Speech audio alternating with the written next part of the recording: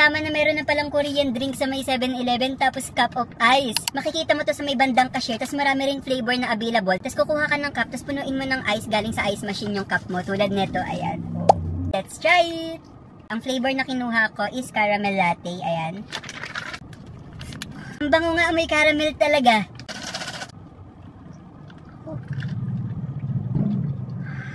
Oh guys, tignan nyo naman kung gaano kadami to.